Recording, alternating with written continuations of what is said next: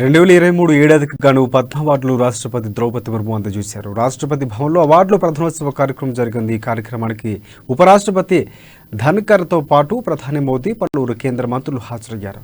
కేంద్ర మాజీ మంత్రి S M Krishna, Padma Vibhushan Aditya Birla group chairman Kumar Mangalam Birla, singer Suman Kalyan పూర్లను పద్మభూషణ్ పురస్కారం అందుకున్నారు. ఇక తెలుగు రాష్ట్రాలకు సంబంధించి ప్రముఖ బయాలజిస్టు మూడడుగు విజయ్ గుప్తా, కళారంగంలో చింతలపాటి వెంకటపతిరాజు, కోట సచ్చిదానంద శాస్త్రి, మెడిసిన్లో పసుపులేటి హనుమంతరావు, సాహిత్యంలో బి రామకృష్ణారెడ్డి పద్మశ్రీ అవార్డును రాష్ట్రపతి ద్రౌపది ముర్ము చేతులుగా అందుకున్నారు.